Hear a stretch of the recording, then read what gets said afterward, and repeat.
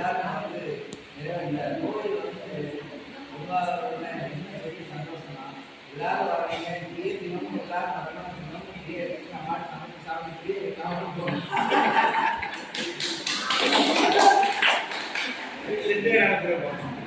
இல்ல ஏழு வேலையை முடிச்சுட்டு நீங்க வந்து இப்படியே உட்காந்து நம்ம நாட்டிலே இப்படி வர எல்லாரும். ஆனா இந்த சூழலுக்குள்ள எல்லாரும் வரும்போது எல்லாருமே பாருங்க, நம்ம வெளியில போனோம்னா வேற மாதிரி இருக்கும். இங்க வரணும்னா நம்ம மண்ணில் எல்லாம் மாறிடும், எவ்வளவு சந்தோஷமா இருக்கும். அதுக்கு வந்து இந்த மாதிரி ஒரு சூழ்நிலை ஏன்னா ஒரு குழந்தைய இந்த பாட்டு படிக்கும்போது நம்ம சின்ன பிள்ளையாக ஆயிடும் பார்த்தீங்களா? அதை யோசனை பாருங்க. அந்த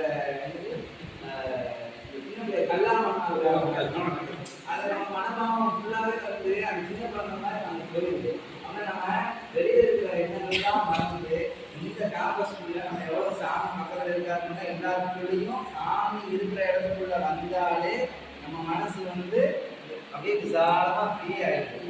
அதே மாதிரி இது அப்படியே கொண்டு போய் எங்கே போய் உள்ள கொடுப்போம் அப்படின்னா நம்ம வீட்டுக்குள்ள எப்படியாவது இந்த மாதிரி அப்படியே கொண்டு எல்லாரும் நம்ம வீட்டோட போய் நம்ம வரதுக்கு மக்களோட ஃப்ரெண்ட்ஸ் இதே சூழ்நிலையை கொண்டு வந்தால் நல்லா இருக்குங்கிறது எனக்கு தோணுது. நான் சொல்கிறேன். ஆனால் எனக்கு முன்னுக்கு சொல்கிறேன், இப்படியே எல்லாரும் தினம் வரணும்.